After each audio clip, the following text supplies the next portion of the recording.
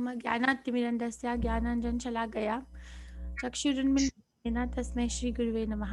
श्रीचैतन्यमनोभीष्टं स्थापितं येन भूतले स्वयं रूपा गदा मह्यं ददाति स्वपदान्तिकं।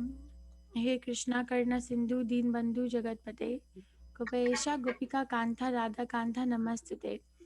तप्त कांचन गौरंगी राधे वृंदावनेश्वरी वृषभानुसुते देवी प्रणमामि हरिप्रियै। जय श्री कृष्ण चैतन्य प्रभु नित्यानंदा श्री अद्वैत गदाधार शिवसादि गौर भक्तवृंदा।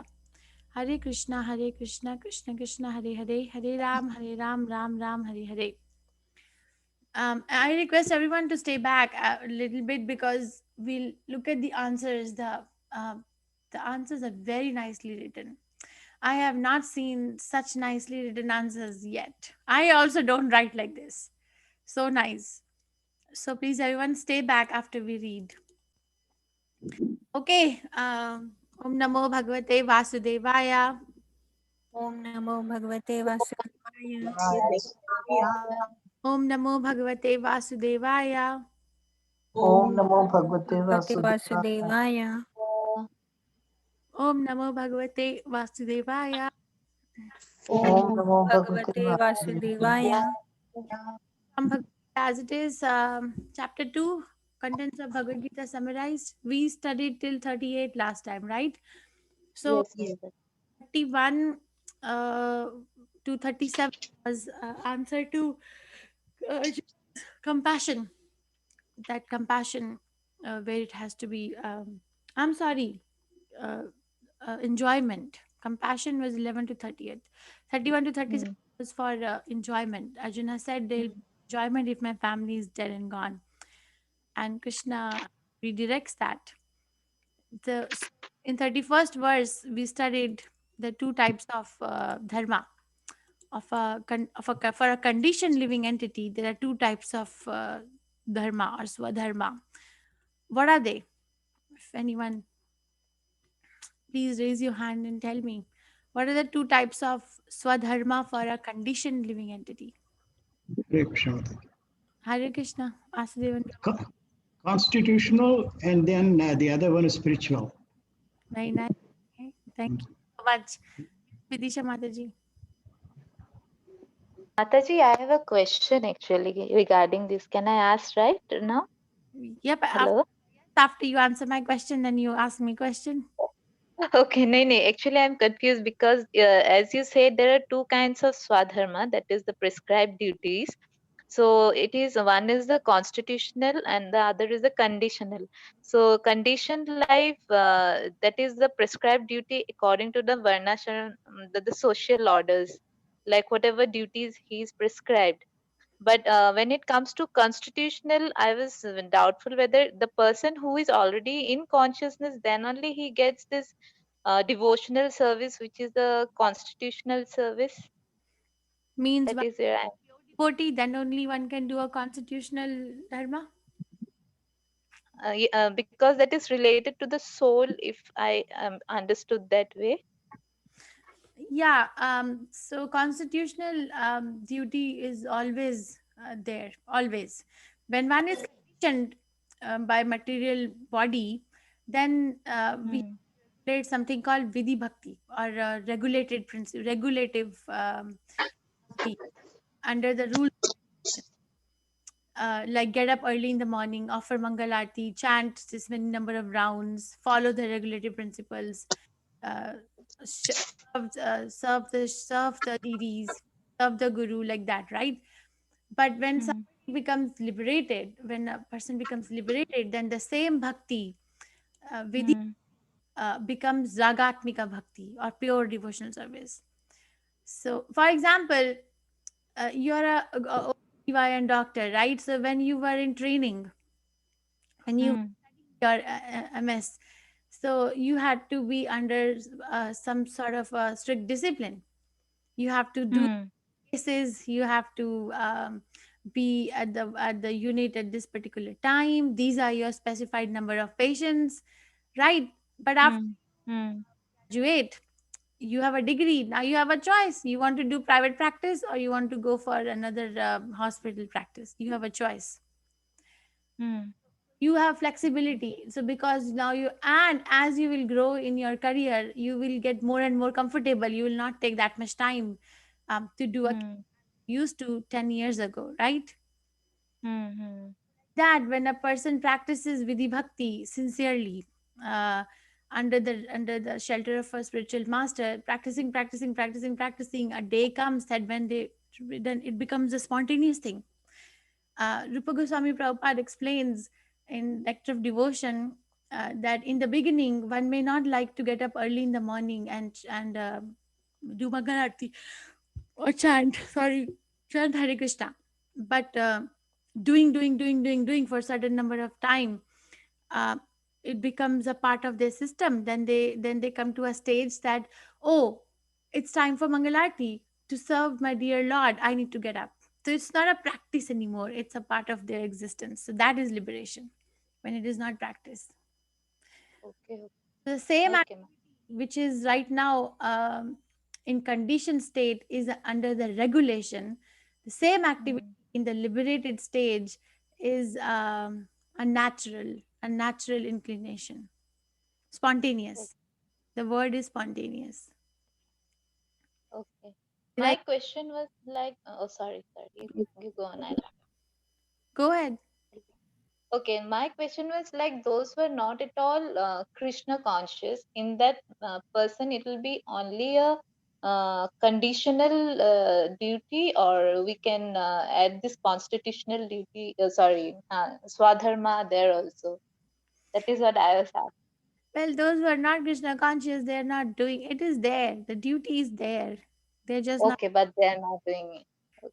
uh, the duty is always there, but Okay. they are just not doing it. That is why they keep on dying and coming back, dying, death again, birth, death again, birth, until they do it, or until we do it. Okay. Thank you so much. Hare Krishna. Hare Krishna. Okay, so Kshatriya, this is a question. The meaning of the word Kshatriya, Shat means hurt, and uh, Trayate means to give protection. So Kshatriya means one who gives protection. Okay, then what did we hear? So two kinds of, so dharma is also a question, and Varnashrama system is established for the living entities who are on the bodily platform. So it's a kind of a stepping stone for spiritual understanding. And Krishna is again and again bringing Arjuna back to the center, that this is your prescribed duty. So it appears that Krishna wants him to, even though Arjuna is liberated, we cannot see Krishna if we are not. But to set an example for the society, he's using his devotee um, to remind again and again back, like the duty is binding if it leads to one spiritual growth. Okay, so again he says that it is your duty, and when you do the duty, there is no sin. Actually, if you die, then you go to heavenly planets. And it Arjuna says in the last part of first chapter that this war is coming out of the background of greed. My relatives, overtaken by greed, are going to commit this ghastly sin. But we, I apologize, oh my God. But we, uh, who are aware of this, why should we engage in such a sinful act? He says that in first chapter, last part. But Krishna is saying that this is a religious war. It's a religious war. If you don't do it, then you will use your, then you will commit sin. Neglecting your duty is a sin. And he also says that, remember, you're a Kshatriya. Your psychological makeup is that you will rather prefer to die than to be dishonored. So it's a very informative piece, right? We have to be connected to ourselves. We just can't give in to the environment. Uh, so our psychological makeup, who will tell us? It's a very big deal. Journey of self-discovery. That is why we need Guru Sadhu Shastra. They bring us back to the center. By the way, what are you going to do about yourself in this particular situation? Like Arjuna has been told again and again, you're a Kshatriya. It is your duty. And what about your psychological makeup? You will be dishonored. How will you live with dishonor hanging on your head? Again, he says, you will leave the battlefield, but people are going to think that you're fearful and you're coward. These words are very piercing. Why are you ignoring that? What could be more painful for you? So Krishna is very practical. So therefore, get up with determination and fight. And this we did yesterday. I'm sorry, last week. So 38 to 53 is the verse where Krishna uses Buddhi Yoga and Karma Yoga. Sorry, to answer Arjuna's argument of destruction of the family dynasty. He said, no, the family dynasty will be destroyed. So from 38 to 53, he starts saying, no.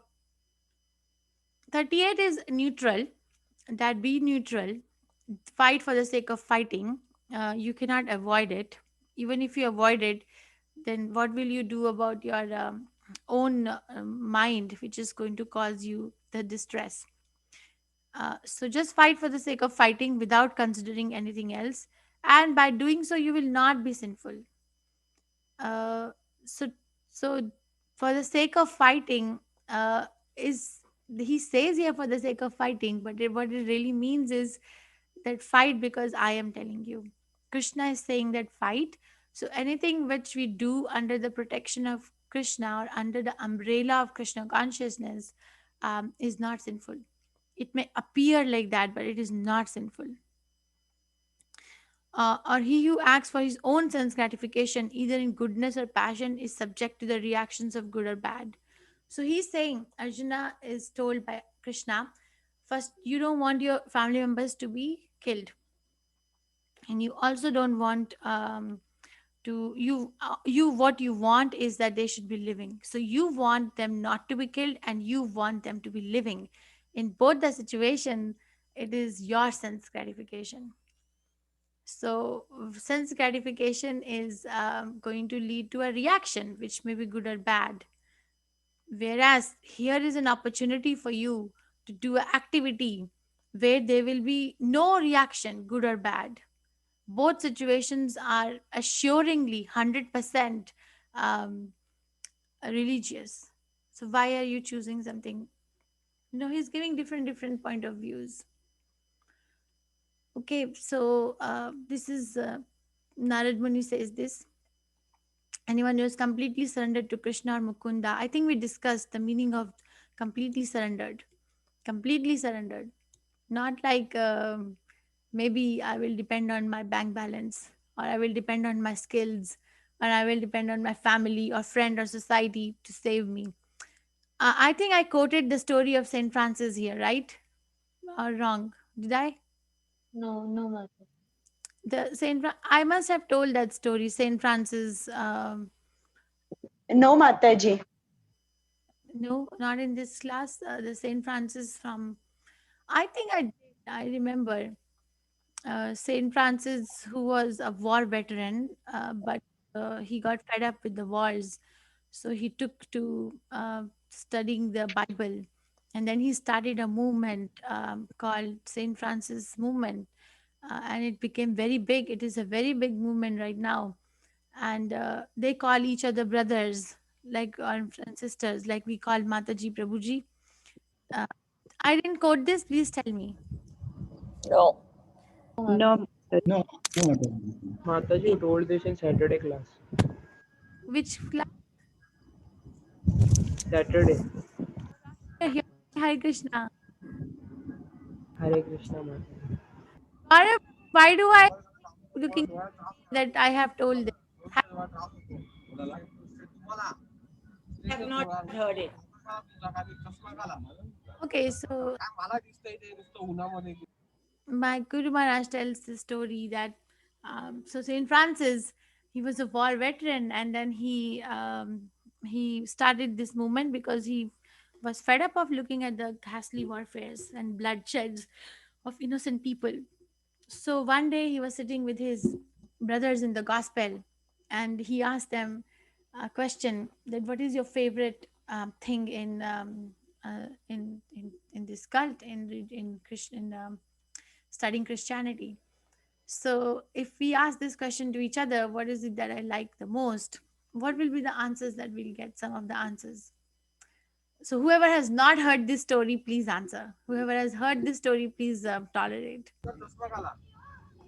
What are the things that you enjoy in Krishna consciousness? If I ask you this, who wants to tell me? What are some of the things that you enjoy in Krishna consciousness? Hare Krishna Mataji, it is the pastimes of Sri Krishna. Okay, so she enjoys Krishna's Leela. Okay, thank you. What else? Nobody enjoys prasadam? Hare Krishna Mataji. I Hare, would say it is a devotion itself. My devotion from heart to Krishna itself is something I like. okay, so Vasudevan Prabhu is very attached to the practice of Krishna consciousness in terms of deity worship or chanting. Is that what I'm understanding? Or thinking? Yes. What I else? love it. Mataji, Yes.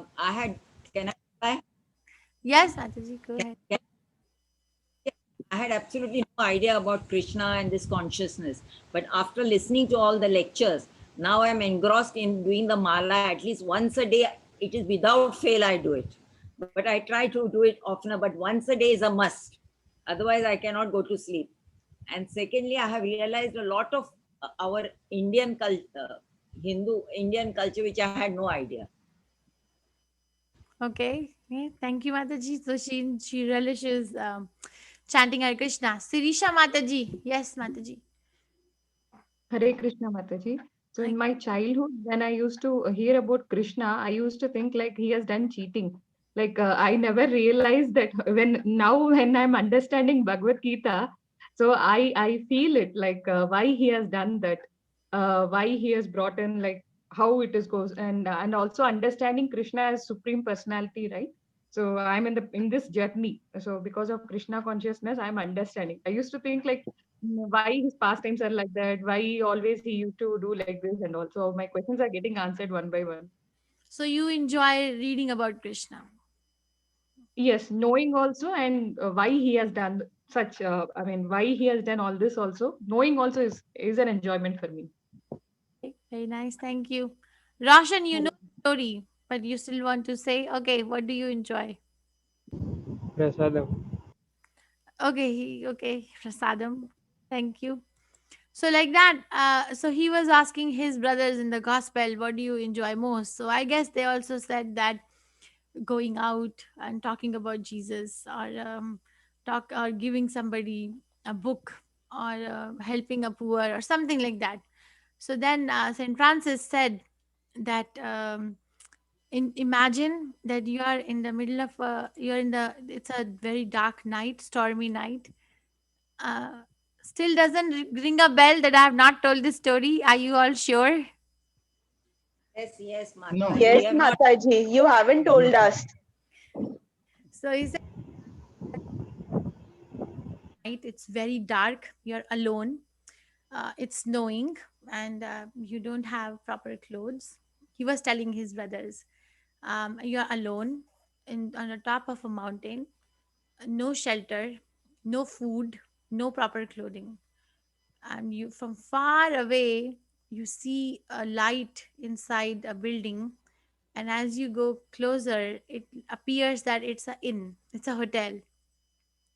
So you think that, okay, I will go inside that hotel and it's bed and breakfast, so I will get some warm bed and I'll get some warm food. So my misery is only from walking to this point until I enter the hotel. So you go there, somehow make it and ring the bell. And the person who opens the door gets very angry at you and beats you up with the stick and throws you outside. Then you have no one, nowhere else left. No one is there to help you other than, he said, Jesus Christ. So you can say Krishna.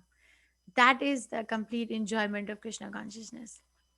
So what it means is, when we have nobody, akinchana gochara, akinchana means materially impoverished, nobody, nothing, only Krishna left. One Mataji in ISKCON, she passed away 2 weeks ago. Krishna Nandini Mataji. She was Prabhupada's disciple. She discovered about a year ago that she has this malignant form of cancer. So she tried treatments, different modalities, homeopathy, allopathy, or Ayurveda. Nothing was working. She's very advanced, very advanced. So she, last few months, we were hearing her. She was preparing for her departure. She was whenever she was in consciousness, because cancer pain is intolerable. Person cannot even maintain consciousness.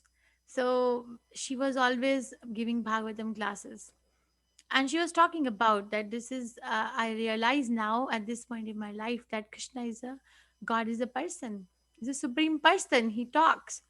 So when it was coming from her and I heard it, it had a different impact, because she knew she has this many minutes left, or who knows if she's gonna even see tomorrow. um, so her preaching was very impactful at the last few months that she had left, and she was preparing for death. She said, I am for my departure. That is the complete enjoyment of Krishna consciousness, when we have nobody. But we are not there yet. I don't want any one of us to self-flagellate about it. But that's the goal. That completely surrendered onto Krishna Mukunda. That is the meaning. It's not so easy, but it is what it is. Okay, only for that person, giving up all other duties is no longer a debtor, nor is he obliged to anyone, not the demigods, the sages, the people in general, or kinsmen, or humanity, or forefather. We are debtors to all these people.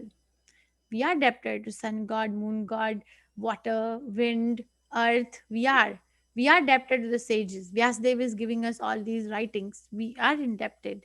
We are indebted to people in general who help us, um, or our relatives, or the people across the world, or our forefathers for giving us the family, our parents, right? Unless and until we are completely surrendered to Krishna, this depth is there.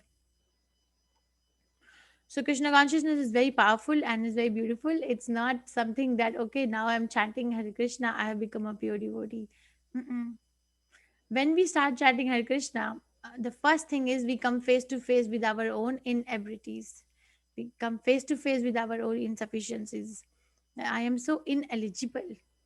What am I? I'm like, I I'm so fallen. I was doing so many things which were useless. So those are the first things that come, and then the clearing happens. Okay, who wants to read 39? Please raise your hand. Ma'am माता जी Kartika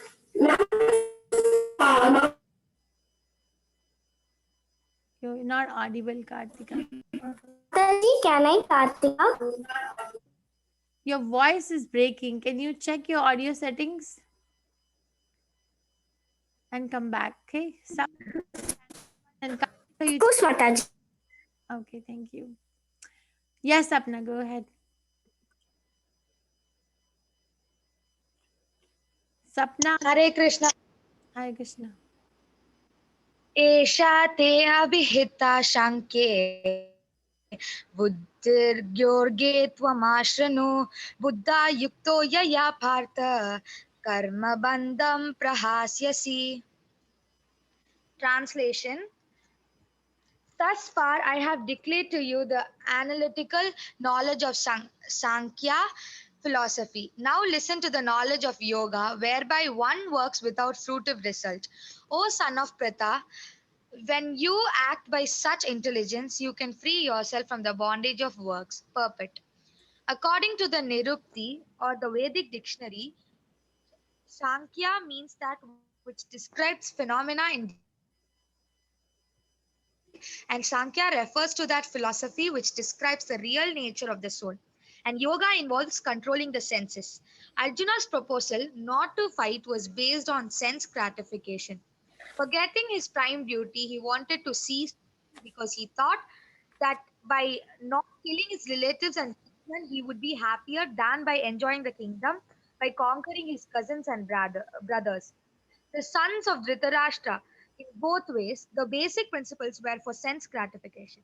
Happiness derived from conquering them and happiness derived from seeing kinsmen alive are both on the basis of personal sense gratification.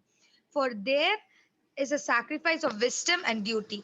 Krishna therefore wanted to explain to Arjuna that by killing the body of his grandfather, he would not be killing the soul proper. And he explained that all individual persons, including the Lord himself, are eternal individuals. They were individuals in the past, they are individuals in the present, and they will continue to remain individuals in the future because all of us are individual souls eternally. And we simply change our bodily dress in different manners. But actually, we keep our individuality even after liberation from the bondage of material dress. An analytical study of the soul and the body has been graphically explained by Lord Krishna. And this descriptive knowledge of the soul and the body from different angles of vision has been described here as Sankhya in terms of Nirukti dictionary. This Sankhya has nothing. God. This Sankhya has nothing to do with the Sankhya philosophy of the atheist Kapila. Long before the impostor Kapila's Sankhya, the Sankhya philosophy was expounded in the Srimad Bhagavatam by the true Lord Kapila, the incarnation of Lord Krishna, who explained it to his mother, Devahuti. It is clearly explained by him that the Purusha or the Supreme Lord is active and that he creates by looking over the Prakriti. This is accepted in the Vedas and in the Gita. The description in the Vedas indicates that the Lord glanced over the Prakriti or nature and impregnated it with atomic individual souls. All these individuals are working in the material world for sense gratification. And under the spell of material energy, they are thinking of being enjoyers. This mentality is dragged to the last point of liberation when the living entity wants to become one with the Lord. This is the last name of Maya or sense gratificatory illusion. And it is only after many births of such many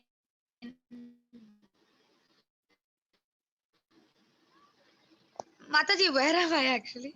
Parts of such sense gratificatory activities that a great soul surrenders unto Vasudev, Lord Krishna. Yes. Lord Krishna thereby fulfilling the search after the ultimate truth. Arjuna has already accepted Krishna as his spiritual master by surrendering himself unto him.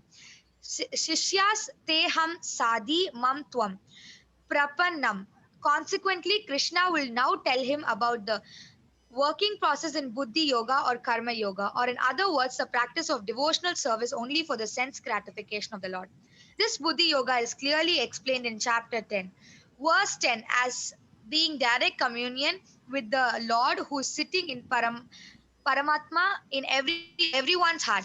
But such communion does not take place without devotional service. One who is therefore situated in devotional or transcendental loving service to the Lord, or in other words, in Krishna consciousness, attains to this stage of Buddhi Yoga by the special grace of the Lord. The Lord says, therefore, that only to those who are always engaged in devotional service out of transcendental love, thus he award the pure knowledge of devotion in love. In that way, the devotee can reach him easily in the ever blissful kingdom of God. Thus, the Buddhi Yoga mentioned in this verse is the devotional service of the Lord, and the word Sankhya mentioned herein has nothing to do with the atheistic Sankhya Yoga enunciated by the impostor Kapila.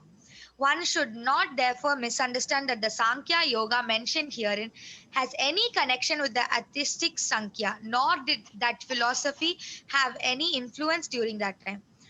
nor would Lord Krishna care to mention such godless philosophical speculation.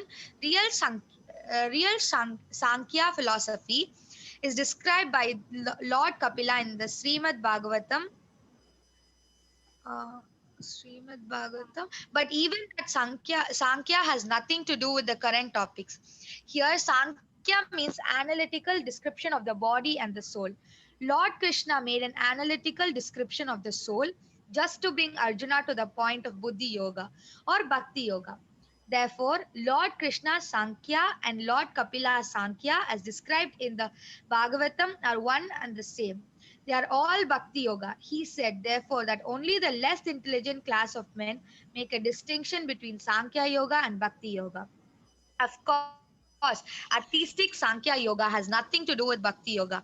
Yet the unintelligent claim that the artistic Sankhya Yoga is referred to in the Bhagavad Gita. One should therefore understand that Buddhi Yoga means to work in Krishna consciousness, in the full bliss and knowledge of devotional service.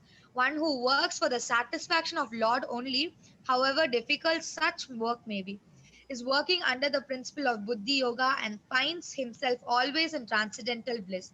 By such transcendental engagement, one achieves all transcendental qualities automatically by the grace of the Lord, and thus his liberation is complete in itself.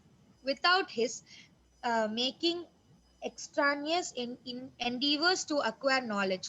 There is much difference between work in Krishna consciousness and work for fruitive results, especially in the matter of sense gratification for achieving results in terms of family or material happiness. Buddhi Yoga is therefore the transcendental quality of the work that we perform. Hare Krishna Mataji. Very nice. Thank you so much. So this is basically a summary of what we have done so far in or read so far in Bhagavad Gita. So he's saying, thus far I have declared to you the analytical knowledge of Sankhya philosophy. Now listen the knowledge of yoga, whereby one works without fruitive results. O son of Pritha, when you act by such intelligence, you can free yourself from the bondage of work. So basically, Krishna is saying, so far I have analytically described up to you the natures of body and the soul, but now I'm going to tell you about Karma Yoga. So knowledge of yoga whereby one works without fruitive result is Karma Yoga. But this is Nishkam Karma Yoga, without fruitive result. Karma Yoga is of two types, Nishkam Karma Yoga and Sakam Karma Yoga. Sakam Karma Yoga means one is still attached to the result of one's activity, but gives a portion of that result to service of Krishna. Let's say somebody is very attached to their intelligence of a particular matter, but they give some time. Let's say in a week they give 3-4 hours to work for Krishna. Somebody is very good in computers and they help us 3-4 hours a week, that okay, I can help you with this. Then that's Sakam Karma Yoga, because they're still attached to work for their own senses, but somehow working for Krishna also. And that's fine. And Nishkam Karma Yoga is somebody is working, but only for Krishna. So Nishkam Karma Yoga and Bhakti Yoga are same thing. Pure Bhakti is the same thing. So he's saying that we can free ourselves from bondage of work by working with that mentality without fruitive results. So with a summary of what we did so far, Sankhya means which describe phenomena in detail, or a philosophy which describes real nature of the soul. Like analysis, he analyzes, right? Soul is 1/10,000 part of a tip of a hair. Soul is not destroyed, cannot be touched by air, water, fire, ether, or uh, anything. Our soul is not cannot be cut by any weapons. Soul is sitting in the heart of a living entity. Soul is not destroyed when the body is destroyed. Antavanta ime deha. Soul goes to another body when this body is no more able to keep the soul inside. So leaves this body and accepts another body, and that transmigration is called death. So these are analysis, right? That is Sankhya. There is no work there. There is no work written that okay, that okay, the soul is sitting there. Now the function of the soul is to work like this. It's not described. Sankhya is analyzing what is soul, what is body. But because after the analysis, one comes to the realization that I am not the body, I am the soul. So the next question automatically one will ask is, then what is the function of the soul? Okay, I am constitutionally a soul. So what do I do now? So that because Sankhya Yoga or the knowledge of Sankhya leads us to this automatic question of understanding what is the function of the soul now, which is in other words a Bhakti Yoga. Sankhya Yoga is also a Bhakti Yoga. It is not without Krishna consciousness because it comes to that understanding. Okay, this is Rupa Goswami Prabhupada's principle too. I gave this example in morning class today, that Srila Prabhupada used to travel from one part of the world to another part of the world in airplanes, right? So the airplane is a material thing. But because he was using the matter to serve Krishna, that matter itself became spiritual. So Nirbandha Krishna Sambandha Yukta Viragya Uchite. So because if we use this body, which is matter, or mind, which is matter, in service of Krishna, it becomes spiritualized. As much as our iron rod in touch with the fire for a long time, if we keep the iron rod in touch with the fire, the iron rod gets the fiery quality.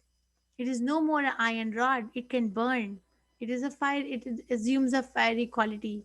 So the matter, when it is used for Krishna, is not a matter anymore.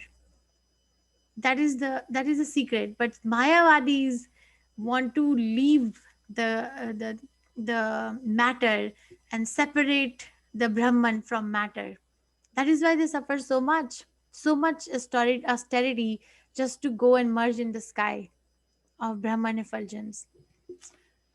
Uh, am I making sense? Is it very complicated, or are you all getting it? Please tell me. Mataji, we are understanding. Okay, please speak up if you think I'm using complicated language. Please, okay. So Krishna wants us to work. He wants Arjuna to work. He doesn't want him to go to the forest and sit in the samadhi, because he can't do it. Like that, Kali Yuga people, the mind is very disturbed. We cannot sit. First of all, we don't have 1 lakh years to live. Meditation was for people in Satya Yuga, where the life expectancy was 1 lakh years. So a couple of thousand years gone in meditation was nothing. We have 100 years in hand, and that too, maybe most of us are not making it to 100 years. So it is not going to work. And on top of it, the mind is very disturbed because of the influence of Kali. There are so many distractions. I just want to go a little detour. There was a study done in the IT world that in a day, the people, they're always sitting in front of a computer, right? 8 to 10 hours a day. So the question was raised that one is doing 8 to 10 hours a day, a particular assignment or work. How long should that assignment really take? Is it really worth 8 to 10 hours? Is it really worth that much time? So the answer was no. Then what is it worth? It is worth only 2 to 3 hours. Then why is the person taking so long? Because there is so many distractions. Because when they work, there are 10 tabs open, 10 browsers open.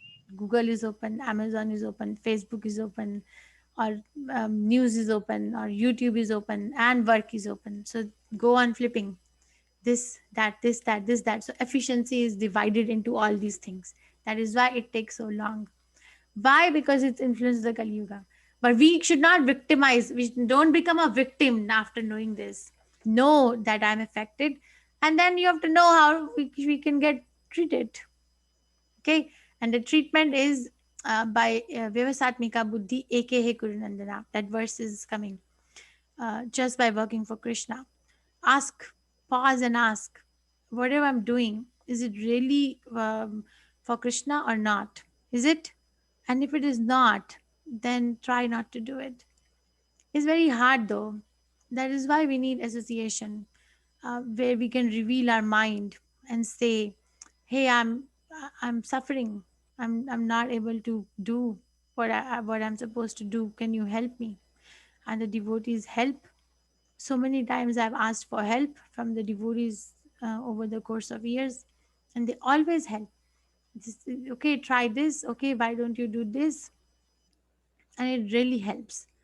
That is why we need a society. That's what Prabhupada said. I have established a very house in the whole world. Established lifetime, so a couple of people can live. But Srila Prabhupada established a home where the whole world can live. So that is the meaning of devotional service. That I know I'm not a body, I'm a soul, but I am having problem in realizing it. Can you help me? And the other devotee will say, yes, I'm also on the same boat, but yes, we can do it together. Not like, oh, you don't know? Oh my God, you're so fallen, you're in Maya. That's not that's not a relationship. That's not caring. That actually that person who says that is not caring for themselves also. Okay, so because Sankhya is used for realizing, coming to the platform of bhakti, it is all bhakti yoga.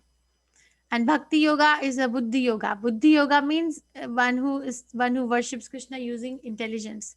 We have to use our intelligence, not forced or pushed or do it as a ritual. Krishna wants us to understand. So there is a lot of difference between work in Krishna consciousness and work for fruitive results, especially in the matter of gratification for achieving in terms of family and material happiness. There's a lot of difference. One person who's a millionaire is working day in and out, but what are they going to do with that money?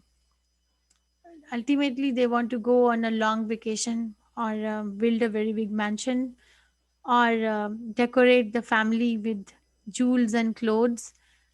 That's perishable.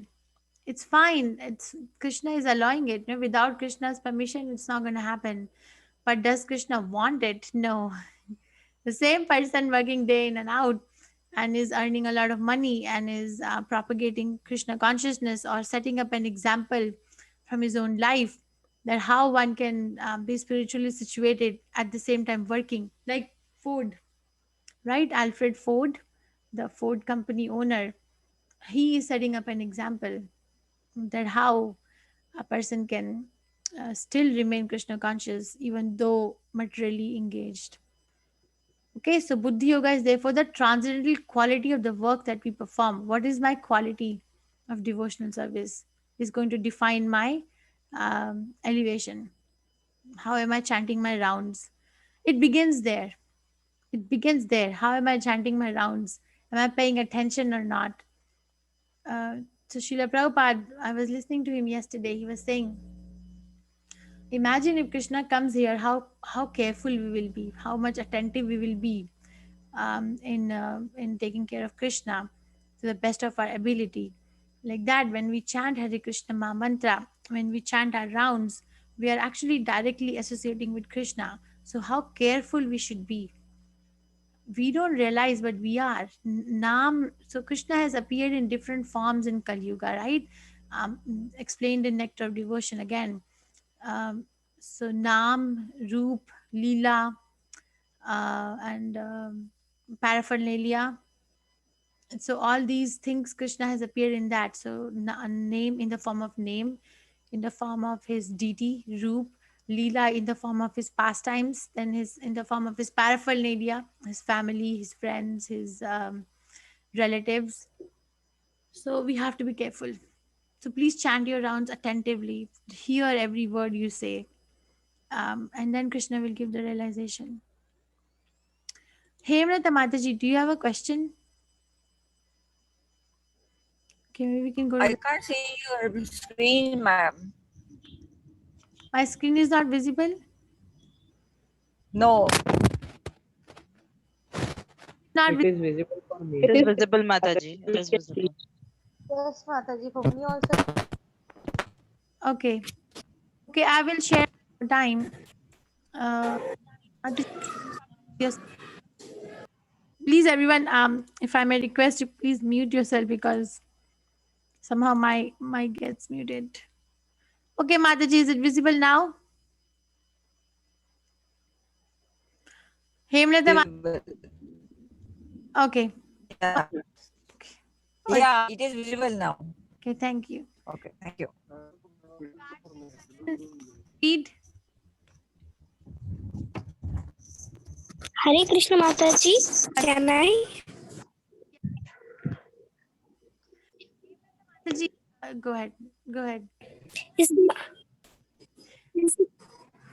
Okay, Mataji. Neha Bikrama Naso Sti Pratyavayo Na Vidyate Swalpam Api Asya Dharmasya Trayate Mahato Bayat. In this endeavor, there is no loss or diminution, and a little advancement on this path can protect one from the most dangerous type of fear. Purport: activity in Krishna consciousness, or acting for the benefit of Krishna without expectation of sense gratification, is the highest transcendental quality of work. Even a small beginning of such activities finds no impediment, nor can that small beginning be lost at any stage. Any work begun on the material plane has to be completed, otherwise the whole attempt becomes a failure. But any work begun in Krishna consciousness has a permanent effect. Even though not finished. The performance of such work is therefore not at all a loss, even if his work in Krishna consciousness is incomplete.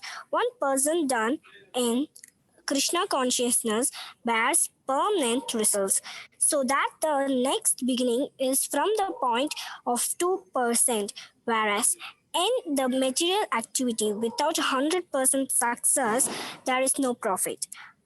Ajamila performed his duty in some percentage of Krishna consciousness, but the result he enjoyed at the end was 100% by the grace of the Lord. There is a nice verse and this connection in Srimad Bhagavatam. Tyakta swaba dharmam karanam bhujam harer bhajanna pako ta pate tato yadi yatra kwa vabadram abhut amyusakin ko varda abto bhajatham swadharmatha. If someone gives up self-gratificatory pursuits and works in Krishna consciousness and then falls down on account of not completing his work, what loss is there on his path? And what can one gain if one performs his material activities perfectly? Or as the Christian says, what profiteth a man if he gain the whole world yet suffers the loss of his eternal soul? Material activities and their results end with the body, but work in Krishna consciousness carries the person again to Krishna consciousness, even after the loss of the body.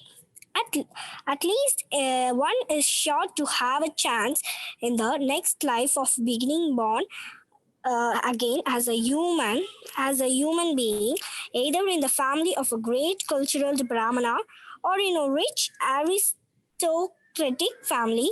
That will give one a further chance for elevation.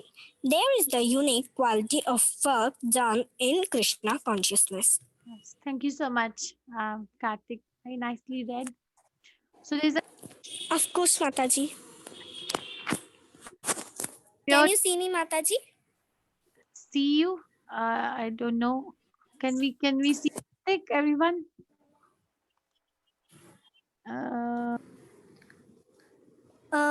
Can you repeat, Mataji?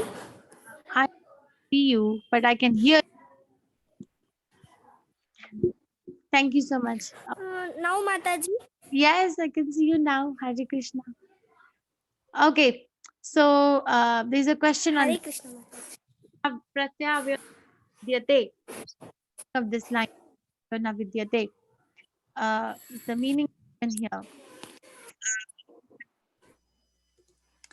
Diminution na means never. Mataji. Vidyate means there is. So there is no loss or diminution in this endeavor. What endeavor? The endeavor of becoming Krishna conscious. So a little advancement of this path can protect one from the most dangerous type of fear. So my question to you is, what is the most dangerous type of fear for a devotee of Krishna? What is the most dangerous type of fear? Please raise your hand.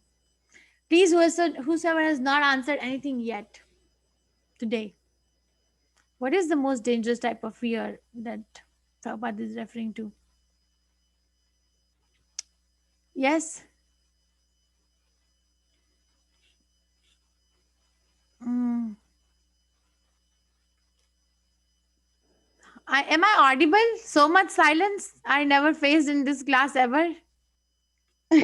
Yes, Mataji, audible. Okay, thank you. My God, I was worried. So, dangerous type of fear. Please participate. Pavani Mataji, go ahead. Please. Mataji, you can unmute yourself. Hare Krishna Mataji. Mhm. Forgetting Krishna himself or Krishna consciousness? Yes, so forgetting Krishna is the most dangerous type of fear. Very nice.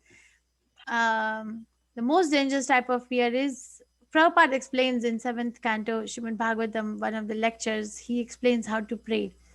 He says we must pray like this, like Prahlad Maharaj.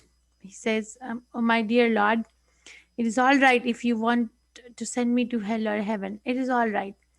But please don't put me in forgetfulness of your holiness. Please don't put me in forgetfulness. Please remind me to chant Hare Krishna always. So that is the most dangerous type of fear, that one forgets Krishna. Krishna bhuliya jeev bhog vancha kare. Pashatiya maya tare chapatiya dhare. So Krishna, when we forget Krishna, what we want, bhog vancha. We cannot be desireless. Stop fighting. Mayavadi say become desireless. We cannot be desireless. So just stop it. Just stop fighting the real nature, because we will not be able to. Because then we have a desire of becoming desireless. Hoga nahi. It's not going to work. So either way, one is desiring to become desireless, but that is another perverted form of a desire only, right? Like we explain, Guru Maharaj explains, detachment is another form of attachment. When somebody says, I am so detached, I have 5 pair of clothes in my house, I eat very simple food, I have 3, 4, 5 vessels and simple dal, rice, and salt and haldi and ginger to cook with, and I have very like 2 pair of shoes, and I'm very detached. But actually, they're very attached to their detachment. It's a subtle form of attachment.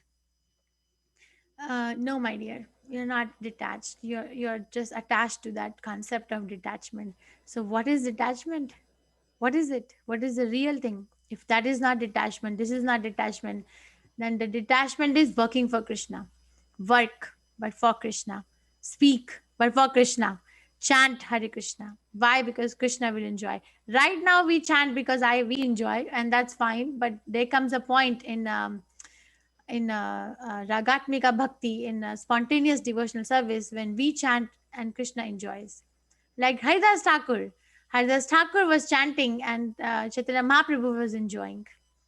He was not enjoying. Chaitanya Mahaprabhu was enjoying. And through Krishna's enjoyment, he was enjoying. These exchanges between the devotee and Krishna are very sweet, but they are very difficult to realize if one is not practicing right now. That is what it means to be having a constitutional duty in a conditioned form. Follow the regulative principles, so that there comes a liberated form when bhakti is a spontaneous function of one's existence. Right now it is not.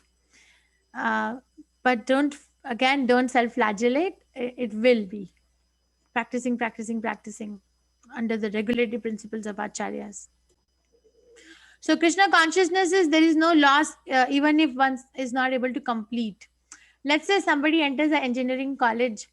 Okay, now 4-year course they have to do to become an engineer, bachelor's. But they drop out. After 2 years, 3 years, they drop out. That means they lost the chance. They're not engineers. Now, if they decide later to become engineer, then they have to go through the whole training again, start from first year. But Krishna consciousness is not like this. Whatever percentage I'm doing in this life will be eternally carried over until it is 100% complete and I end up going back. So the arrangement will be given. That is why the birth is given in a rich family or a Brahminical family or a devotee family, so that the time is saved. Rich person does not have to worry about what am I going to eat next, what am I going to what is going to happen if I don't have a job. Those headaches are taken care of by Krishna's mercy, and they can devote the time for Krishna consciousness. But again, there are so many distractions that they lose the chance. A Brahminical family, there is a distraction that one becomes conditioned by mode of goodness. I'm a Brahmana. I am very happy. I am so peaceful. Then where is Krishna? They are enjoying their peace. But devotee family is a place where we can understand. Prabhupada said children born in devotee family are Vaikuntha children. They are not ordinary children, because from birth itself they're given the chance. Imagine, from birth itself they're given the chance of becoming Krishna conscious. Okay, so this is my favorite line. What profit a man if he gain the whole world yet suffers the loss of his eternal soul? So we have to keep in mind that we are not losing ourselves in the process. And self means soul. Am I doing something to nurture my soul? You know, we do something to nurture the body, exercise, eat vitamins, eat fresh food, drink a lot of water, right? Or nurture the mind, meditate, read nice books. But what are we doing to keep the soul together? Bhagavad Gita, chant Hare Krishna. Is that clear? Can we go to the next next line? So he's saying he's answering the question of sin. Arjuna said it is sinful to fight or kill, and Krishna is saying when you fight and as a devotional service, then there is no loss. It's you're not going to conquer, or you're not going to face the consequences in the form of karma, bad or good. Can we go to next?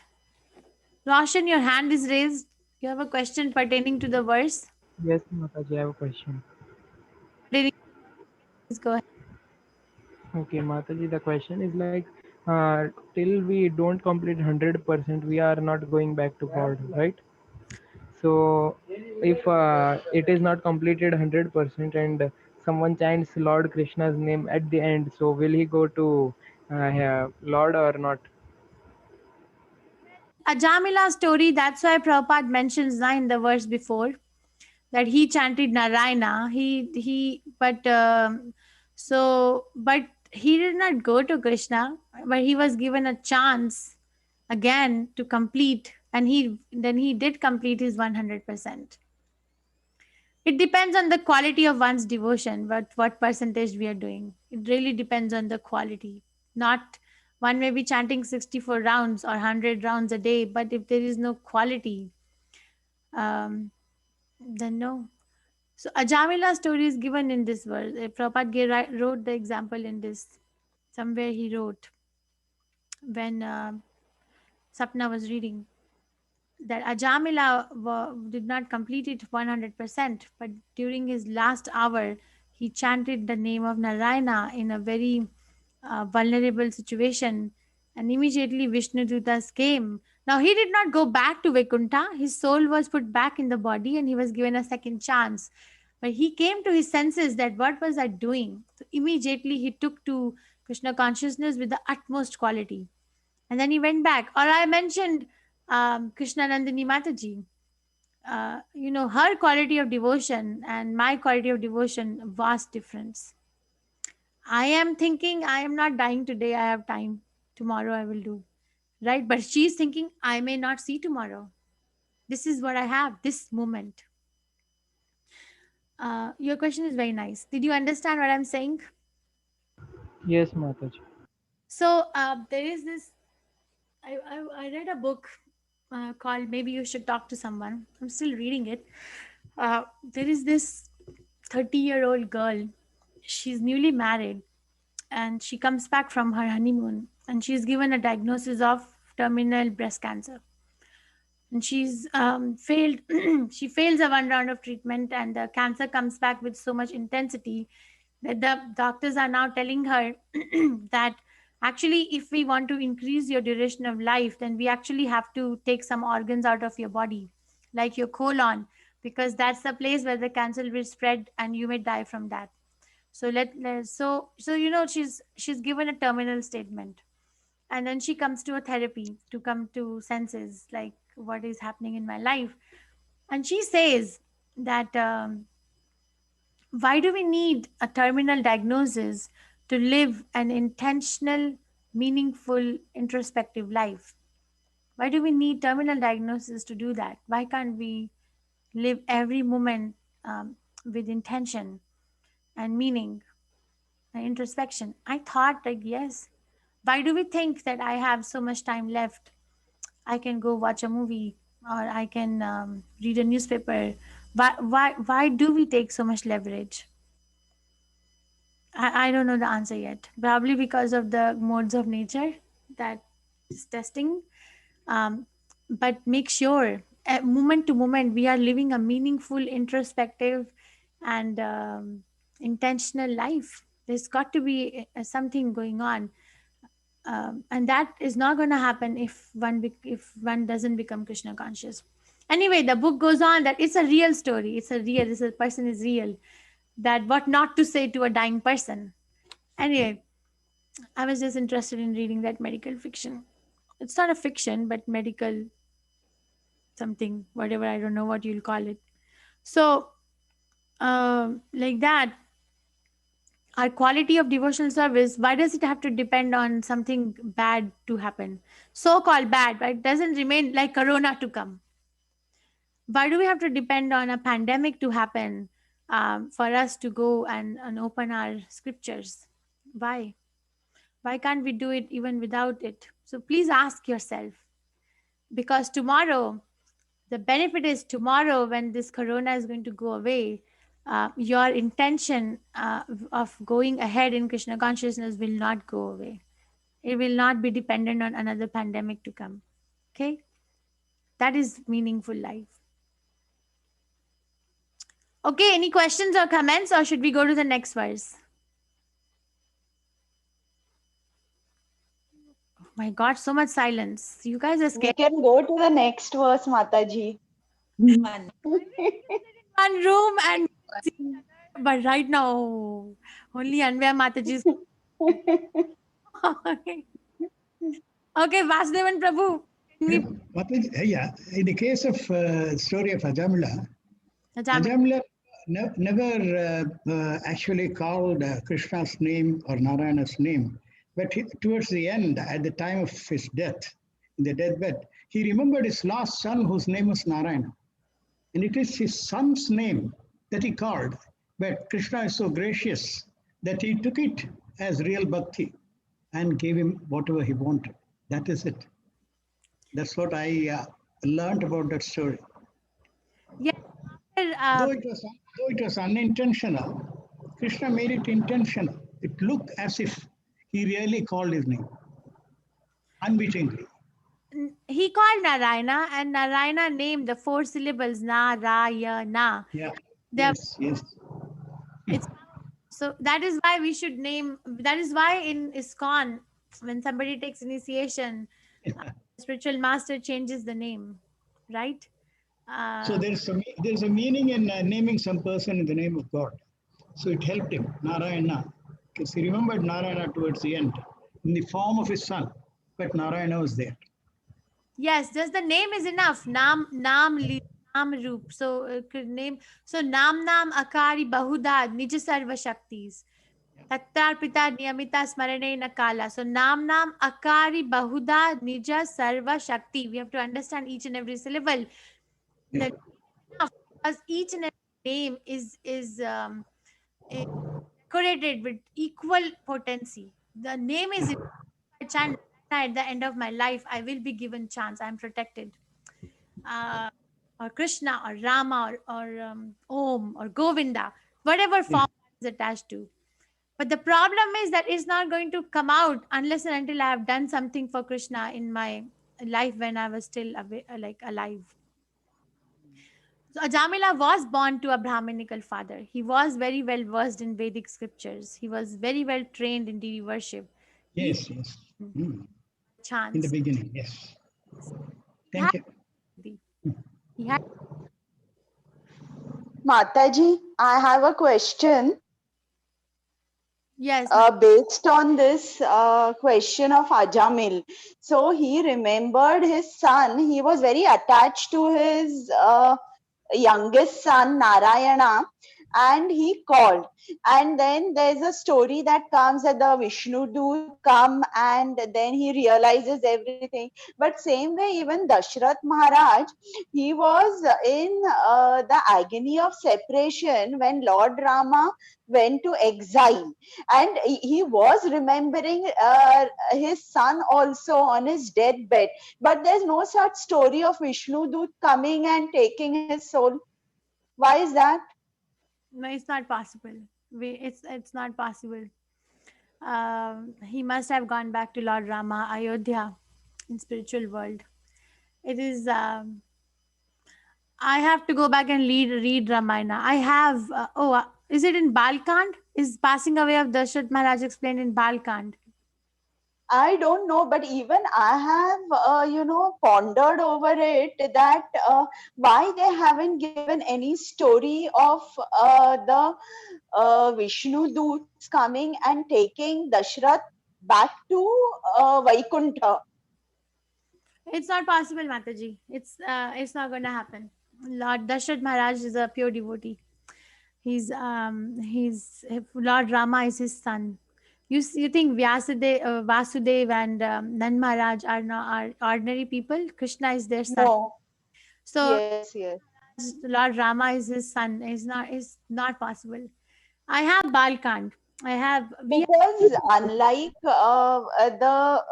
you said about Yashoda and Nanda Maharaj, they were totally absorbed in Krishna, Krishna. His pastimes and everything, they were totally absorbed. And I think they either went on the to the forest for meditation, or Krishna will not leave them, as you said. But here Dashrath's story is, they have shown that painful death when his son has left him. Talking about the TV serial? No, not about the TV serial, but anywhere in the scriptures also this thing. But why there's no mention that I have to go back and read. I have Balkand. Only Balkand is so far translated from one is Tulsi Das, who is the other person writing Ramayana. One is Tulsi Das and other one is Valmiki. Ramayana. Ramcharitra is written by who? Ramcharitra Tulsi Das. This is the synopsis. Srila Prabhupada explains it. That's a synopsis, but Ramayana has 30,000 verses. So Valmiki Ramayana is in the process of being translation. So only Balkand has been translated by Vidwan Gauranga Das. I got it from India last year from Mayapur. I emailed them, they sent it to me. So I have Balkand. Only Balkand has been translated. So Mataji, I have to go through all the verses. I can't answer your question, but looking at the logic, it is not possible. It's just not possible that Dashrath Maharaj went anywhere else other than going to Lord Rama in spiritual world, Ayodhya. Okay, so I'll get Vasudevan Prabhu, can you please? This question is very ticklish, but I would say that when Dasaratha remembered Rama, or recalled Rama's name, he attains moksha. There was no need for Yamaduta to come and interfere there. I think that's what I guess there. That's my guess. In the case of Ajamila, it's a different thing. The situation was different in the case of Ajamila.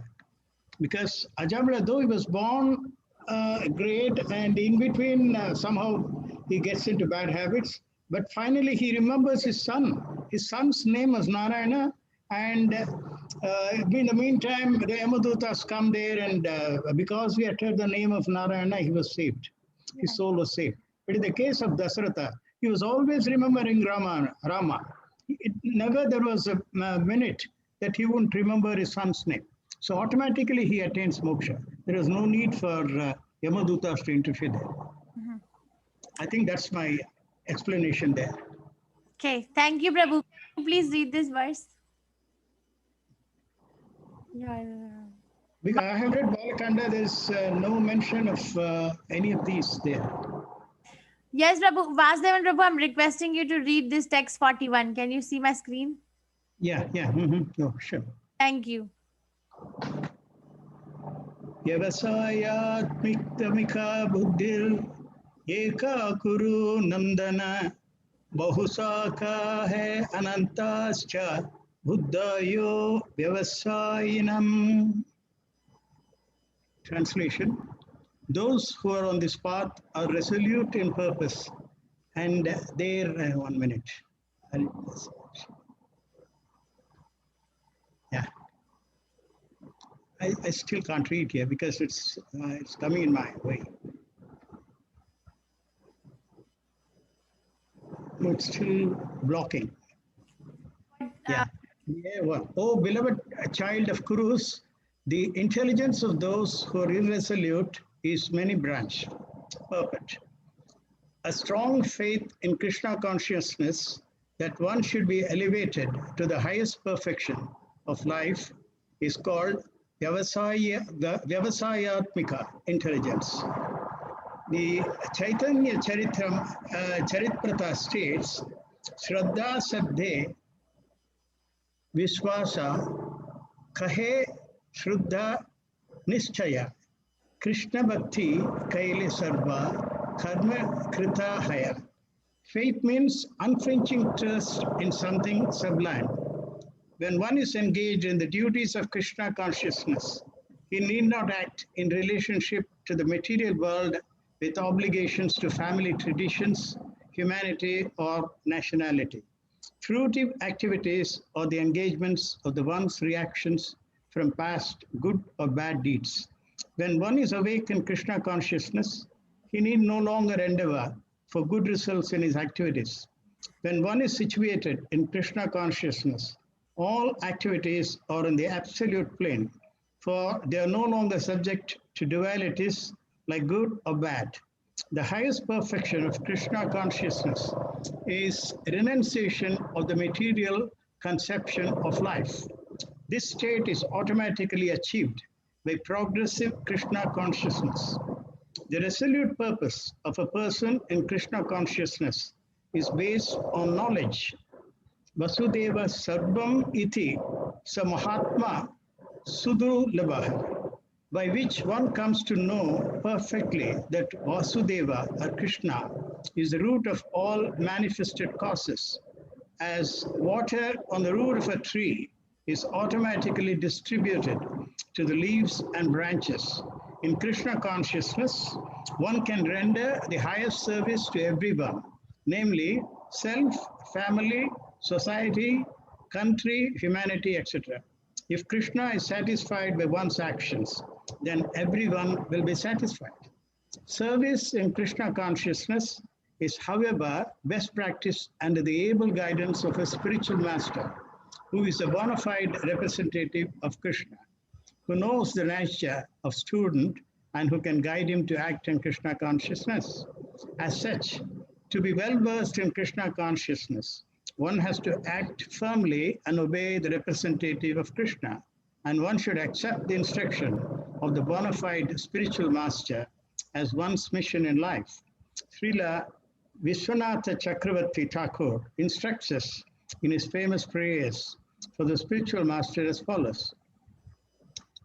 Yasya prasadhat bhagavat prasado, yasya prasadhana gait kutopi, dhyanam suvem tasya yasas trisandhyam, vane vande guru sri charanaravindam.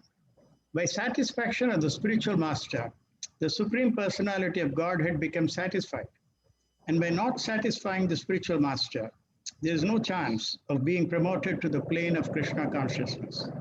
I should therefore meditate and pray for his mercy 3 times a day and offer my respectful obeisance unto him, my spiritual master. The whole process, however, depends on perfect knowledge of the soul beyond the conception of the body, not theoretically, but practically. When there is no longer chance for sense gratification manifested in fruitive activities. One who is not firmly fixed in mind is diverted by various types of fruitive acts. Nice. Thank you, Prabhu. Thank you. So please memorize this verse. Please, I genuinely request you. Vyavasatmika buddhir eke he kurunandana. Bhahushaka hi anantasya bodhyayo avyavasayinam. So Vyavasatmika buddhi, resolute in Krishna consciousness. Resolution is needed. It means I make a vow that I'm going to try my best, Krishna. Rest is up to you. I'm going to try my best, whatever I can do. That intelligence one has to cultivate. Not like, okay, Krishna consciousness is also there, but I have also this demigod worship, and I have also this ritual to follow, and I have also this other scripture to read.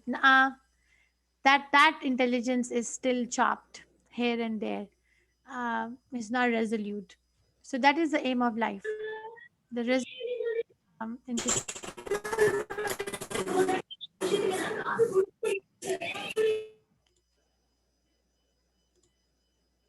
Okay, and Srila Prabhupada talks about strong faith. So faith nahi hai, strong faith in Krishna consciousness. So very strong faith that yes, no matter what. So this we can actually practically apply in our lives. We can see Krishna consciousness somehow gets, either it disappears, the faith is, if the faith was very weak in the beginning, or it becomes very strong when one faces some reverses in their life. So we can go back and revisit the point in our life, in our consciousness, when we were feeling lowest, when there was nobody. Okay, if that point, if somebody was not Krishna conscious, now revise that point and think that if I was Krishna conscious at that point, then how would the things turn out versus when I was not. We can play that movie in our head and see. And that will enhance one's faith. Krishna sends reverses in our life, right? Right now, pandemic is there, right? It's a very delicate situation. People are dying like anything. Every time I go to work, every day we are hearing so many people are dying on the hospital. No many were not dying. All through the hospital's work is in function for 150 years, but this is the only time that every day so much every single day the mortality rate has gone up. So it is not a very good situation to be in, but we can take it as and crib about it and feel sad and leave it, or we can take it as an opportunity that now Krishna is standing before me in the form of a calamity, and how can I enhance my own Krishna consciousness in this time of the world. So then if we do that, we become Vyavasatmika buddhi, and if we don't do that, then we are Bahushakahi Anantasya. So Chaitanya Charitamrita explains what is the meaning of the word Shraddha. We say na Shraddha means have faith, Shraddha rakho, have faith. But Chaitanya Mahaprabhu says, Shraddha Shabde Vishwas, Kahe Suhridat Nishchaya. Krishna Bhakti Kaile Sarva Karma Krite Haya. Shraddha Shabde Vishwas is a firm faith. Firm faith. Nishchaya means firm faith. It is a belief, and it is a belief which is firm. What is a belief which is firm? Just by doing Krishna Bhakti, all other work is automatically done. All other Sarva Karma Krite Haya, all other duties are automatically fulfilled if one becomes Krishna conscious. That is firm faith.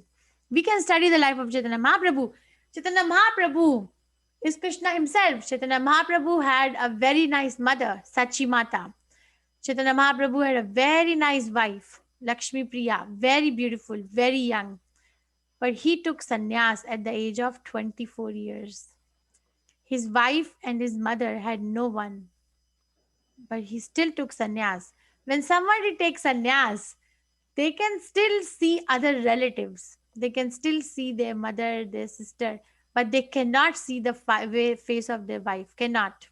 The sannyas is contaminated if they do that. So strict. Why? Because looking at the face of a wife, one may remember the dealings with her before taking sannyas. So that's a fall down. So imagine when we read that, I often ponder that Chaitanya Mahaprabhu was so young, was very knowledgeable, was very famous, and had the best mother. His wife is compared to goddess Lakshmi, and his mother was very loving. The house where the wife is chaste and the mother is loving is very nice house. It's a heaven. Um, but he left that. Why? Because he wanted to be merged in Krishna Bhakti. It's not. I'm not saying it's for us. We cannot do it, but he did it, and he's God. He can do it. Um, but that is the meaning of the extreme faith. Krishna will take care. Okay, and Krishna consciousness means absolute plane. Absolute means one. Mean one. There is no second. Who is Krishna? What is whatever work we are doing, whatever activity we are doing is just for Krishna. I don't care whether it is so-called good or so-called bad. Like Arjuna is going to fight. He's going to kill his relatives. On a moral platform, it is bad, right? But at the end, he will say, I don't care. I know, I understand you want it. Now you take care of it is good or it is bad. My duty, I have understood, is just to fight. So that is the meaning of this word absolute plane. And it is a material conception. The highest perfection of Krishna consciousness is renunciation of material conception of life. I do want to talk to all of you about different types of illusions that Bhaktivinoda Thakur Prabhupada talks. But please remind me. Next time, maybe we can start our class with that. The material, it's a material concept that we are a body. It's a concept. It's not a reality. It's a conception of life. It's a story that we are telling ourselves life after life, that I'm a body, I'm not a soul. It's a story. Now that story needs to be edited with the help of Krishna consciousness, and we have to relive a new story. I am soul, I'm part and parcel of Krishna, and I'm going to work with this body for that purpose. That's it. And that can be retold and narrated and edited with the help of a spiritual master. Okay, under the able guidance of a spiritual master. I guess that's all I wanted to say in this verse. So one who is not firmly fixed in mind is diverted by various types of fruity wax. That person will fall down, will not be able to maintain the consciousness in Krishna always. The consciousness will be bombarded with so many other things. Maybe you can do this Devi worship also. Maybe you can read this some other Puran or something else, Vedas or something else also. Why only Bhagavad Gita? These doubts will come. Sanshayatmika buddhi. Why will it come? Because the problem is in me, that my mind is still diverted. Maybe I am a Hindu. Maybe I'm Muslim. Maybe. So maybe we'll go on. I am soul, part and parcel of Krishna. That's it. Period. Srila Prabhupada talks about, right, 1942, there was a war between Hindus and Muslims in his area. The Hindus were killing Muslims and the Muslims were killing Hindus on the basis of the religion. Then Prabhupada says so many dead bodies were there in the morning, and in the morning no one can recognize who is Hindu, who is Muslim, and there was a mass cremation. They were fighting in the night that I am Hindu, I am better, and I am Muslim, I am better. But morning, no one can recognize whose body is Muslim, whose body is Hindu. Everybody was mass cremation. What is this skin disease, Hindu? I get very irritated when somebody says Hindu, Muslim. No, we are compartmentalizing our life for nothing, for sowing the seed of hatred in our consciousness. These words bring nothing but hatred. It's based on political division. There is no word called Hindu in any scripture. Prove it. No word. I am talking to you on behalf of Srila Prabhupada's strength. He said it. It's a foreign word. I am a soul. Sanatan Dharma. I am soul. My duty is to understand Krishna and my relationship with Krishna. Where is this concept of this decoration or that decoration is coming? As decoration of a dead body. Okay, so can we read the answers? Any questions about this, or I will bring out the answers? Any questions or no? Mataji. Yes or no? No, Mataji. No. Nobody? Okay. So amazing. Who made these slides? Please tell me. So these are the people, these are the devotees from your batch who submitted this. Anvaya Mataji, Sumati Mataji, Gayatri Mataji, Rekha Sudhir Mataji, Vasudevan Prabhu, Tanvi Mataji, Dipti Mataji, Neha Rai Mataji. Oh my God. All of them are... who made the slides? Please tell me. Rekha Mataji. Rekha Mataji. Who wrote? Who wrote what? We all wrote. We amongst ourselves, we decided which questions who will write. And then some of the questions, like the third question, learning point in my life, and I think one more question, that was we all answered. Who wrote the poem? Gayatri Mataji. Oh my God. You guys are amazing. Oh my God. I'm so happy I did this with you all. I'm discovering gems. So let's go over. Okay, class. Let's see. The question: compassion and lamentation of Arjuna, moral or spiritual? This is what they submitted. First of all, look at the presentation. It's amazing. One feels like reading it. Naturally, even if one doesn't want to, but one will feel like reading this. Compassion literally means to suffer together. So they are analyzing. What I liked was there's a lot of teamwork involved.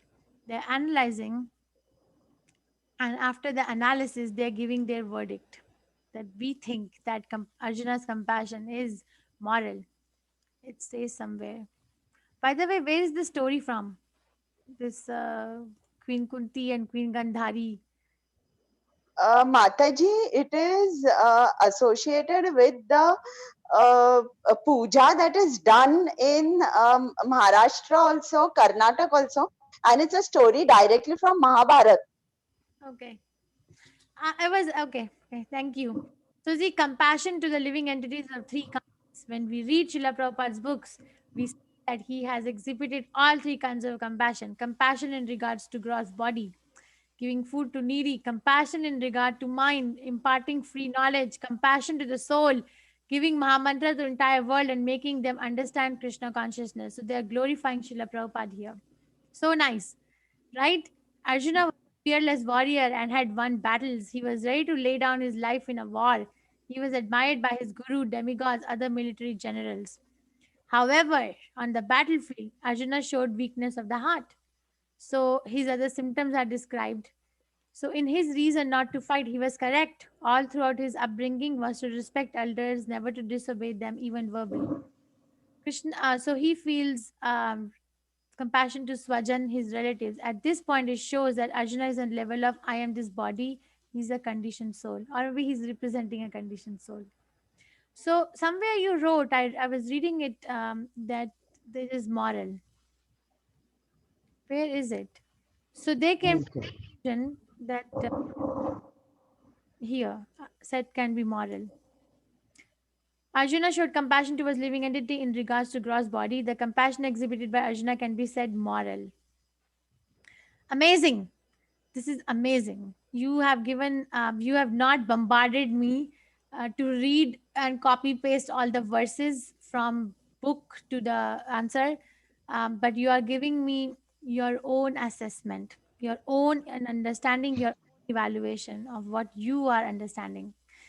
To me, when I'm reading this, it feels very happy. I feel very delightful. I read it so many times. I actually clipped your poem and shared with the Saturday group, and I told them, read this, Read that.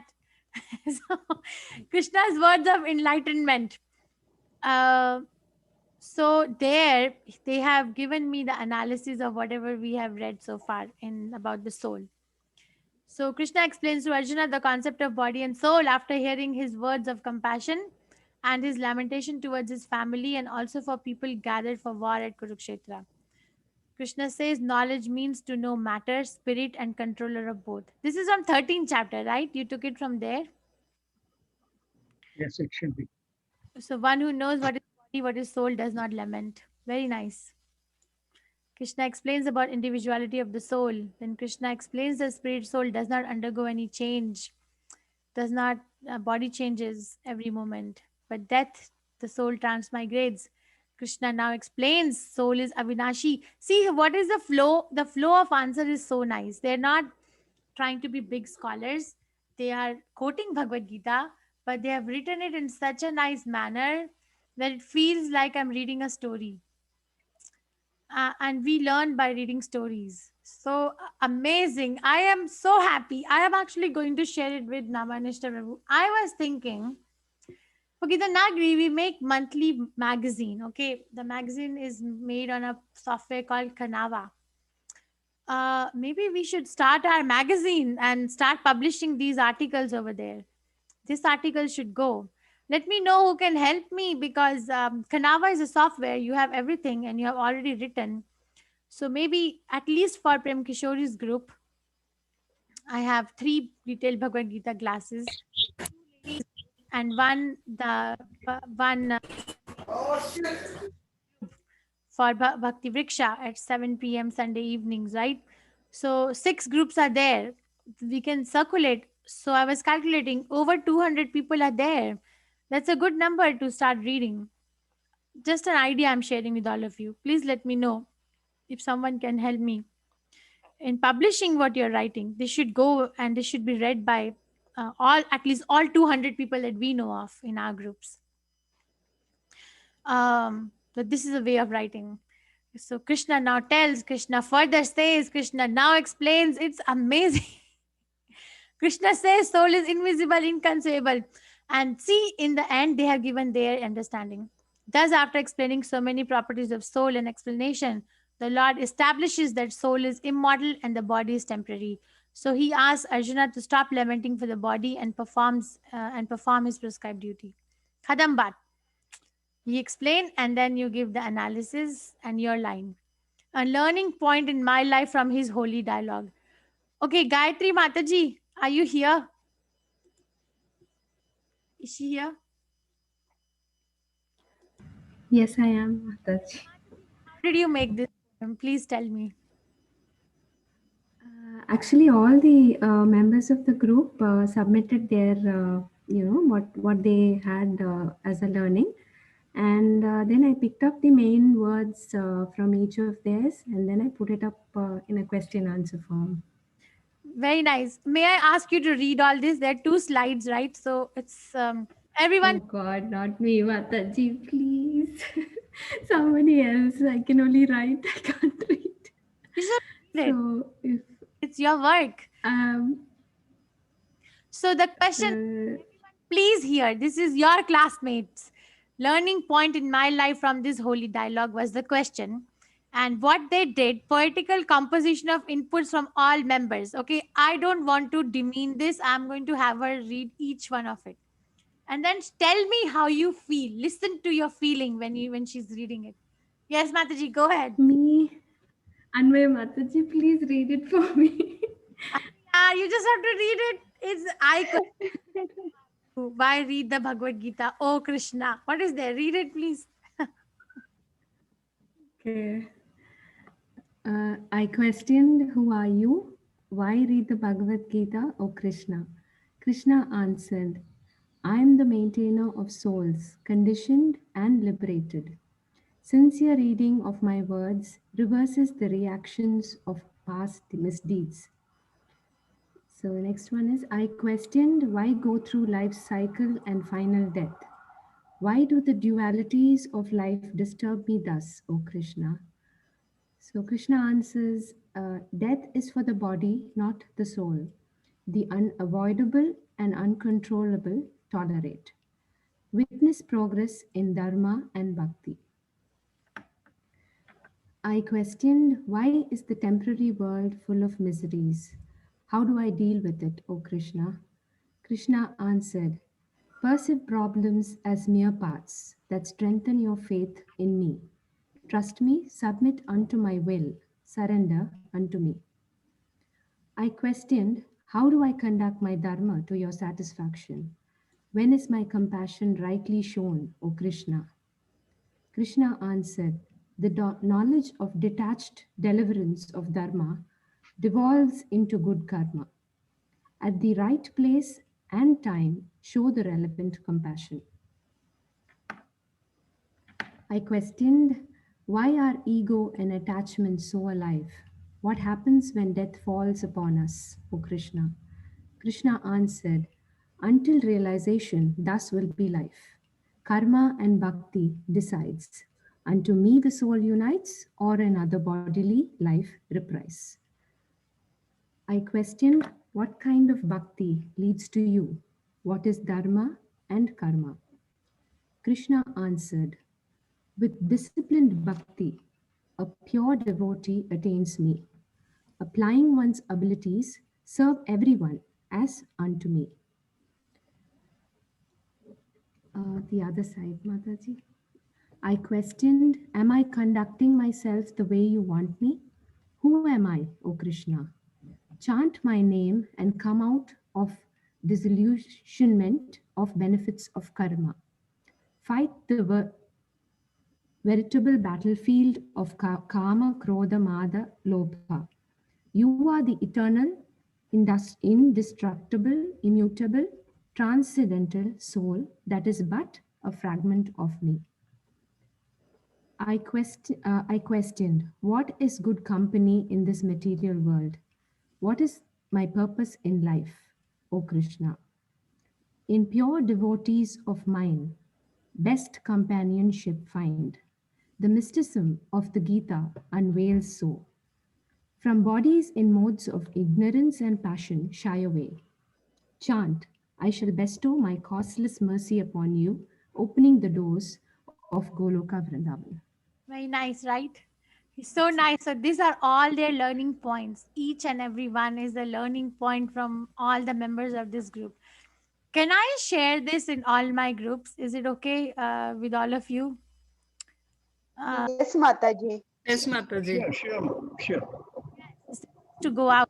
I'm also going to share it with Amanishta Prabhu's team lead, so they can share it in their group. And I already told Prabhu, my teams are already, I'm so proud of all of you. He already knows. So, is Krishna consciousness important, urgent, or emergent need in one's life? I think this question is not understood properly. But the answer is very nice. Summarizing the points herein given by all members. Krishna consciousness is important, staying in our current mode of life, Grihastha. Krishna consciousness allows us to simultaneously progress in spiritual path. That is, performing one's prescribed duties with Krishna consciousness. Fear of losing material things, relations, name, fame, wealth, etc. in life can be overcome by practicing Krishna consciousness in one's life. Krishna consciousness is an emergent need. Help us identify our true relationship with the Lord.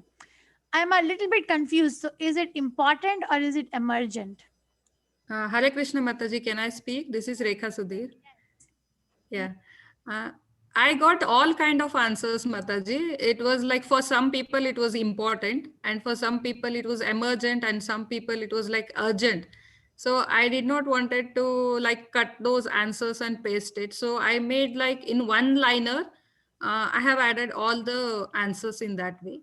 So it was in total, it was like an emergent, urgent, and important need as by our team members, as understood by our members. Okay, got it. Okay, thank you, Mataji. So Krishna consciousness through Bhagavad Gita explains this world as Dukhalayam Shashvatam, and through Krishna consciousness, one has an opportunity to get free from cycle of birth and death. Is important as it lifts us from ignorance, weakness, impurities, take us back to Goloka Vrindavan. Important as food, water, air in one's life. Material happiness is temporary. Following Krishna consciousness gives us that eternal happiness. Fear of death is eradicated through Krishna consciousness because one realizes that we are the soul and not the body. Practicing Krishna consciousness after realization is very important. Very nice statement. Very, very nice statement. Practicing after realization. Not that, okay, realization ho gaya, ab ghar baitho. No. As we don't know the date of our return journey.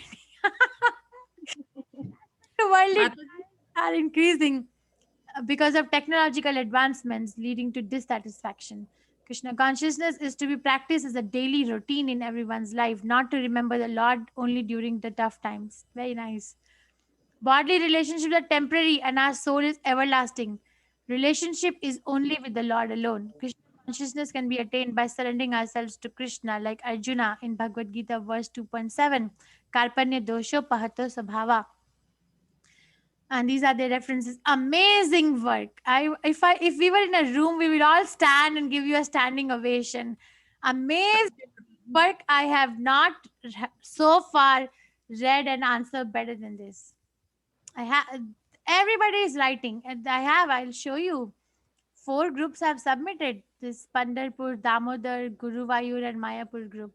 They all have worked very, very hard, and they all have exhibited very nice teamwork.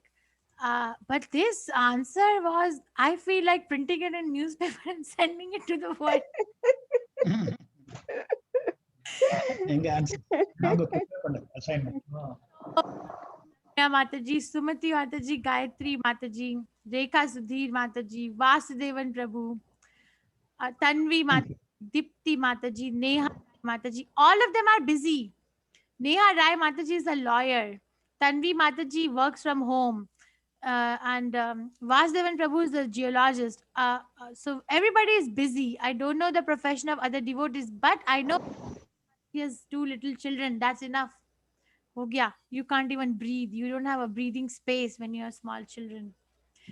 My children are grown up. I still don't have a breathing space. That's why I take class at 4 in the morning. So very, very nice. I am so happy and indebted to each one of you. I don't have words. Thank you so much. Mataji, we've got the inspiration from you. You are teaching us so well that is inspiring us to study every day and go into the depths. Well, thank you so much. It's a relationship. You inspire me and I somehow inspire you. So Hare Krishna Mataji, can I just add one word? Yes, Mataji. Please go ahead. Yes. We have just poured our heart and our love to Krishna. So I think this assignment has become so beautiful. So that is what I can say. Yes, very nice. So towards the end of Bhagavad second chapter, I'm going to ask you all to write about tolerance.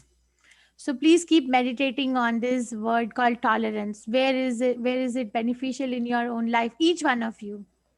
I am still accepting assignments. So other team, whoever has not done, please team up. What my Saturday team did is that they have divided the 26 or 30 people. They have divided into 7 groups. And each team has like 4 or 5 people or 6 people or something like that. And then they meet at specific time of a week, or they call or they email, doesn't matter how they do it. And then they discuss who's going to write what. So you are the leader of your own question. It's yours. You tell me what you're understanding. So please, if that works for all of you, then please do that. And I think this team can now teach this Madhava group how to do it. Rekha Sudhir Mataji and all these Matajis and Prabhus, Vasudevan Prabhu, please reach out to any one of them and they will, I think they will be happy to tell how to do this, how to make. How was the experience, by the way? Hare Krishna Mataji. Yes. We were just meeting on Zoom on Wednesdays. So in between the week, we used to meet and discuss. So we have like met only for 3 times since we got this assignment. And we like distributed our works between ourselves, like who is going to do what question. And then I got all the emails. So I had to like sit and just go through the answers and divide it and then make this PPT. Very nice. I would like to send presents to all of you. Can you send me the email? So I will send something in the email. Sure, Mataji. I will just send you the email IDs of everyone in the group. Yes. Okay. Yes. I have Vasudevan Prabhu and I have Neha Rai Mataji's email, but I don't think I have anyone else's. Please send. I will send it. I will send it, Mataji, to you. Yes. Thank you so much. I am so proud and I'm so humbled and I'm so excited that you all are doing